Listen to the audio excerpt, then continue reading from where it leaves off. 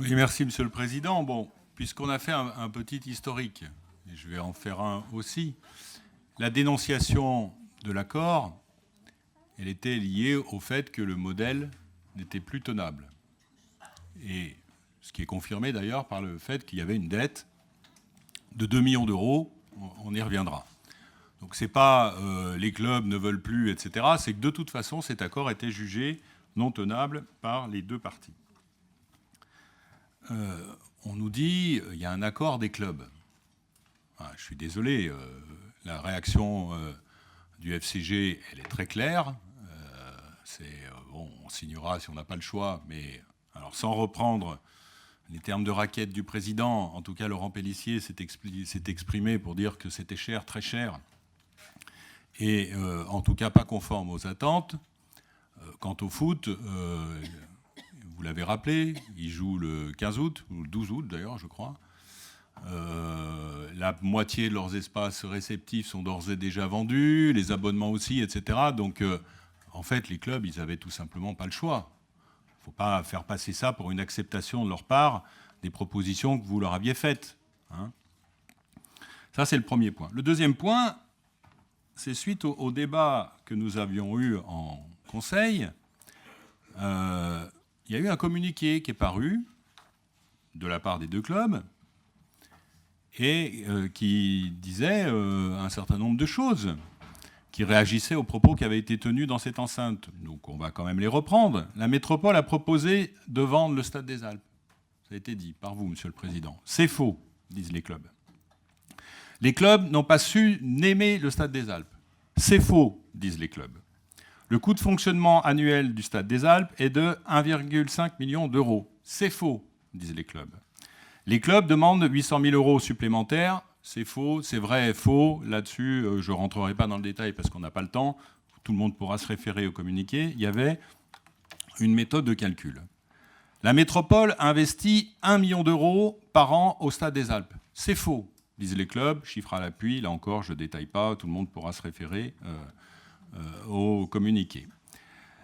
Grenoble-Alpes Sport doit 2 millions d'euros à la métropole. C'est encore faux. Alors, de deux choses l'une.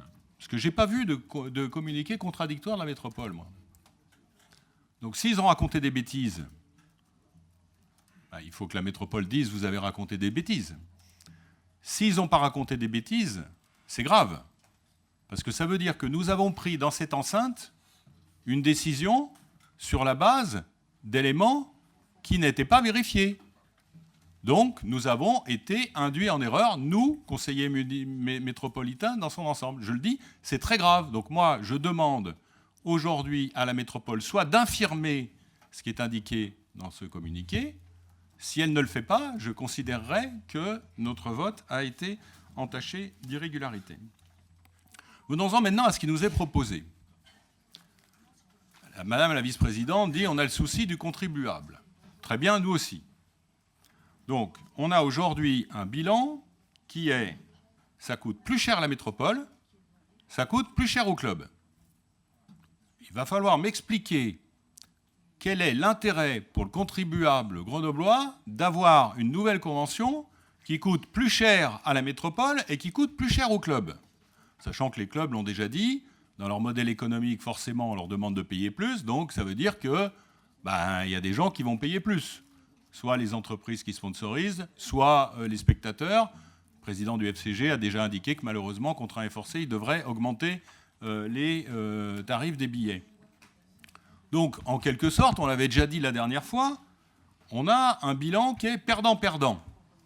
Et encore, nous sommes là sur du prévisionnel. Parce que, encore une fois, moi je demande qu'à ce que la métro réussisse, hein. La dernière fois où elle a eu en régie directe le Stade des Alpes, je ne crois pas que ça s'était soldé par une excellente réussite. Bon, on peut imaginer que les équipes ayant changé, tout ça va être merveilleux maintenant, etc. Malheureusement, le bilan, nous ne l'aurons pas avant un an, mais nous sommes beaucoup plus inquiets sur le bilan prévisionnel final qui pourrait être beaucoup plus lourd que ce que nous prévoyons là, qui déjà est plus lourd que ce qui existait avant. Enfin, un dernier point, qui est quand même au cœur de nos débats, c'est la dette. Moi, j'ai entendu la vice-présidente, enfin, je ne l'ai pas entendu, parce que nous n'étions pas conviés à la conférence de presse, mais j'ai lu dans la presse qu'elle a dit, mais la dette, il n'y a pas de problème, on va l'exiger.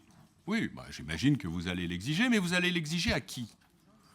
Parce que la dette, c'est GAS qui la doit. Or, GAS est en procédure de liquidation avec un liquidateur. Je pense que vous connaissez tous les procédures de liquidation. Ce n'est pas parce qu'on exige une dette qu'elle est payée, surtout quand c'est une société qui est en liquidation. Donc il y a gros à parier qu'on va devoir s'asseoir sur une partie de ces dettes, alors même que les clubs s'étaient engagés dans les discussions, en tout cas celles où nous étions, mais aussi les suivantes, en tout cas sur les éléments que nous avons eus, alors même que les clubs s'étaient engagés à payer une partie de cette dette, de l'ordre d'à peu près 1 million. Donc on aurait pu, avec une bonne logique de discussion, arriver à une solution où, dans le temps, on réformait la convention pour avoir quelque chose de moins coûteux pour les clubs et la collectivité, ce qui permettait, là encore, dans le temps de la convention, de résorber la dette. Donc on n'aurait pas eu les 2 millions qu'on va devoir être obligé de trouver, parce que ce sera probablement ça, la conclusion de tout ça. On n'aurait pas eu 500 000 euros de plus à mettre sur la table, et les clubs n'auraient pas eu à peu près 170 000, je crois, pour le GF 38 et 150 000 pour le FCG. On parle là de montants annuels. Voilà. Donc, excusez-nous, mais pour nous, tout ça est une catastrophe. C'est une catastrophe sur le plan financier, c'est une catastrophe sur le plan de la relation au club, et c'est finalement, malheureusement, le reflet d'une certaine idéologie. Je ne peux pas m'empêcher, Lionel, de reprendre tes propos la dernière fois qui étaient, pour moi, vraiment insultants. Si, quand tu as dit ma mère me disait toujours que le foot, c'était 22 joueurs qui couraient sur un terrain, il y avait qu'à leur filer un ballon à chacun, etc. Qu'est-ce que vous diriez si on faisait ça dans les autres domaines? Ce n'est pas parce qu'on ne s'intéresse pas à quelque chose à titre personnel qu'il ne faut pas le prendre en compte par rapport à la collectivité. Visiblement, vous n'avez pas, mais on vient de le voir dans le débat sur le côté économique, vous n'avez pas envie que ce territoire réussisse. Voilà. Donc, vous n'avez pas envie que ce territoire réussisse. Et donc, finalement, comme des enfants un peu gâtés, vous cassez tous les joujoux, vous cassez tout ce que vous... Non, non, on se tait, là, s'il vous plaît, là? Ouais, le sujet, c'est celui-là. Moi, je t'interromps jamais, Philippe.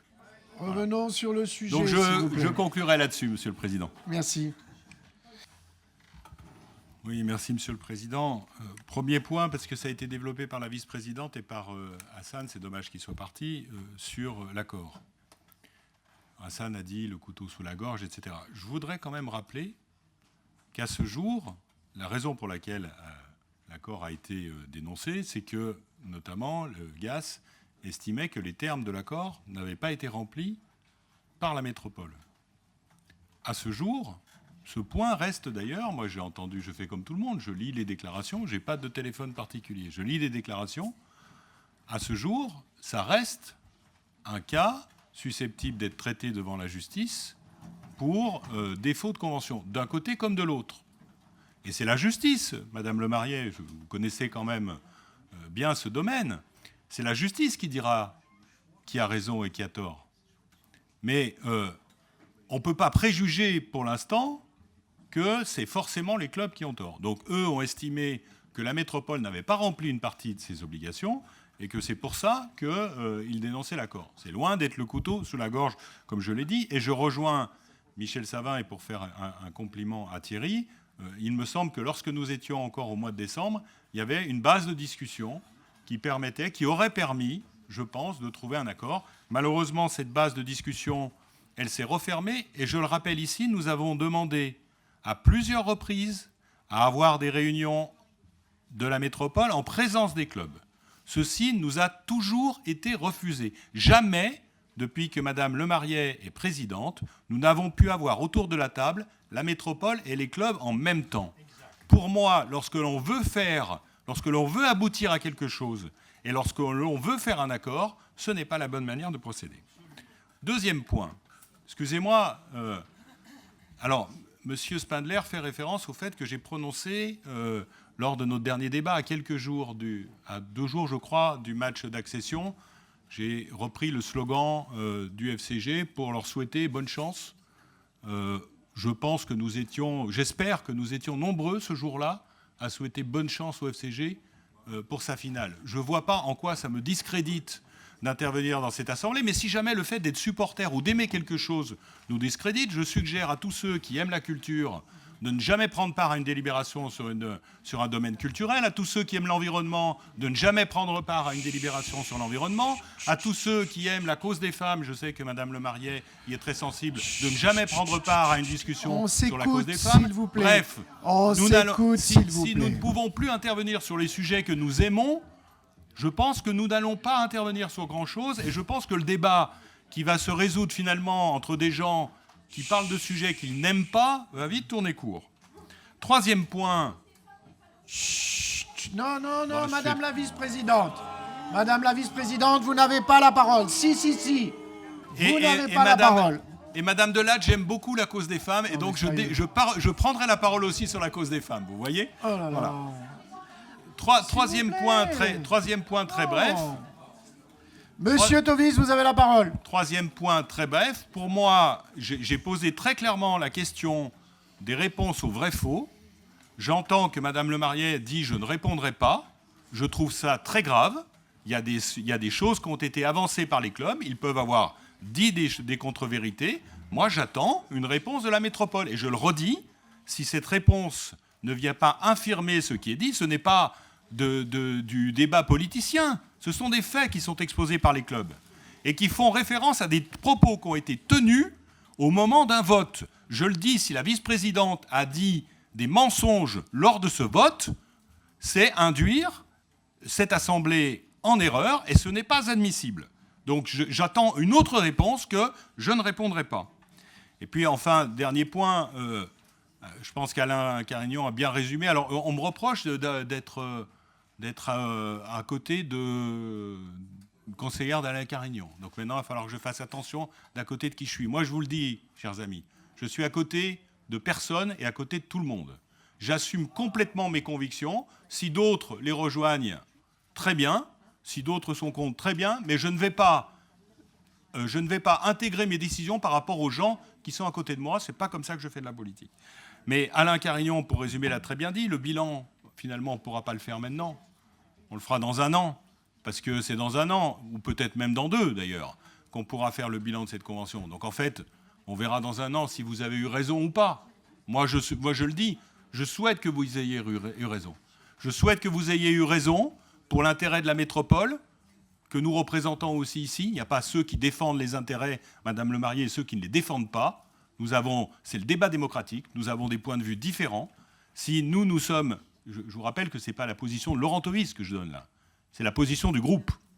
D'un groupe qui est aussi respectable que le vôtre, même s'il est un peu plus petit. Mais il est respectable. Et les conseillers métropolitains doivent être respectés dans leur façon de penser. Donc nous pensons que ce n'est pas une bonne manière de faire. Si dans un an nous nous sommes trompés, eh ben nous en serons ravis. Et si dans un an les clubs continuent à prospérer, nous en serons ravis. Mais ce n'est pas l'analyse que nous faisons aujourd'hui. C'est pourquoi également nous voterons contre ces délibérations. Oui, excusez-moi, Monsieur le Président. Effectivement, j'y reviendrai. Je suis obligé de reprendre la parole sur certains points qui ont été soulevés. Sur ce que vous venez de dire, d'abord, je tiens quand même à repréciser quelque chose. Moi, je ne vous ai jamais demandé d'aller contre l'avis des services préfectoraux. Je vous ai dit qu'il y avait une méthode très simple. Je vous ai dit, effectivement, vous avez fait référence à une rencontre que vous avez eue avec eux où ils vous ont dit, etc. Il y a une méthode très simple. Ça s'appelle le rescrit préfectoral. Vous les saisissez et vous écrivent. À ma connaissance, suite à l'entrevue que vous avez eue avec eux, ils ne vous ont jamais écrit. Donc ça veut dire qu'ils ne sont pas forcément sûrs de leur analyse. Et ce que j'ai dit, c'est qu'effectivement, les services préfectoraux peuvent parfois se tromper. Ils défèrent certaines décisions devant le juge des tribunaux administratifs, et parfois ils gagnent, et parfois ils perdent. Donc l'interprétation des services préfectoraux n'est pas la loi, c'est l'interprétation de la loi. Ça, c'est le premier point. Deuxièmement, sur les milieux économiques, je vous rejoins totalement. Effectivement, le modèle, il est le moins possible sur une contribution des collectivités et le plus possible sur une contribution des acteurs privés. Et c'est cela qu'il faut que nous visions. Et effectivement, il ne faut pas, mais on y reviendra, que les clubs tombent dans une forme de dépendance où c'est finalement la collectivité qui doit assumer ça. Mais ça suppose de construire ensemble. Et c'est là où on a un petit problème, je vais y revenir. Sur les coûts de location, je ne suis pas d'accord avec vous, je n'ai jamais entendu les clubs à être sur une ligne différente, peut-être en off. Mais en tout cas, en officiel, cette fois, ils n'ont jamais dévié. Voilà. Alors, sur l'intervention, excusez-moi d'abord, ceux qui me reprochent de personnaliser, je suis désolé, mais la vice-présidente, j'ai eu l'occasion de le rappeler, s'est adressée à moi, nominativement, en faisant comme si j'étais, et les autres ont repris, hein, c'est parce que j'aime le rugby, que, etc. Bon. Je remarque d'ailleurs que le vice-président précédent se flattait d'adorer le sport et que personne ne lui a jamais reproché. Hein, en tout cas, pas moi. Je trouve que c'est une bonne qualité. Mais bon, je remarque que visiblement, quand c'est moi, Marc, visiblement, quand c'est moi qui aime quelque chose, je perds toute faculté d'intelligence et je deviens subitement l'otage de mes passions, ce qui n'est bien évidemment pas le cas de vous tous, qui êtes des êtres éminemment rationnels et qui êtes capables de... Bon, donc je suis donc ce qu'on appelle communément un imbécile, hein, qui n'est pas capable de faire la part entre... Voilà. Alors pour te rassurer, Marc, j'aime effectivement un petit peu le rugby, pas plus que tout le monde. Je déteste le foot, je n'y vais... Alors, je crois que la dernière fois que j'y étais, c'était il y a... Oui, je déteste le foot. Enfin, les matchs. Je trouve que c'est mou, qu'il ne se passe pas grand-chose, etc. Ce qui ne m'empêche pas... Bah oui, c'est vrai. Ce qui ne m'empêche pas de considérer que d'autres peuvent aimer ça et que mon rôle de responsable politique, c'est finalement pas de dire je vote pour les trucs que j'aime et je ne vote pas pour les trucs que j'aime pas. Voilà. Donc j'ai regardé, encore une fois, depuis le début de cette discussion, et Michel Savin l'a rappelé, mais nous étions sur la même position et nous l'aurions fait valoir si nous avions pu avoir cette réunion commune avec les clubs. Nous n'avons jamais dit, en tout cas pas à la seule réunion où nous étions, Thierry peut en témoigner, nous n'avons jamais dit c'est tout à la métropole de faire l'effort. Jamais. Et si vous nous aviez réunis, nous aurions joué un rôle qui était plutôt un rôle d'essayer, parce que vous l'avez dit, et je pense que tout le monde était d'accord là-dessus, dans une négociation, au départ on demande le beurre, l'argent du beurre et la crémière, et puis à la fin on se met d'accord. Bon. Et il était évident que chaque partie devait faire un pas l'une vers l'autre. Évident. Et en tout cas, c'était évident pour notre groupe. Et contrairement à ce que certains pensent ici, nous ne prenons pas pour argent comptant tout ce qu'on nous dit. Et effectivement, le coût au match était peut-être un petit peu sous-évalué. Alors 5 000, je crois que c'était plutôt des références qu'a pris le président du FCG. Bon, mais en tout cas, l'idée, c'était d'arriver à un accord qui était probablement entre ce que demandaient les clubs et ce que demandait la métro. Voilà. Donc là-dessus, il n'y a pas débat. Et voilà, moi j'aimerais quand même, en conclusion, qu'on arrête de me prendre, je vais personnaliser, pour un imbécile, hein, qui soit incapable de faire la part des choses. Quand j'interviens ici, comme tout un chacun, je crois qu'un certain nombre me connaissent et que j'ai pas ma langue dans ma poche et que je ne fais pas ce que j'ai pas envie de faire. Mais quand j'interviens ici, j'interviens parce que je pense que ce que je dis est la bonne chose. On peut ne pas être d'accord, mais me faire passer pour quelqu'un qui ne comprend rien à rien, je trouve que c'est un peu fort de café et un peu irrespectueux. Et je le dis à Marc parce que je sais que ce n'est pas dans ses pratiques. Je le dis aussi à Bertrand, qui a beaucoup d'humour, mais je pense que cette intervention-là, elle était un peu limite.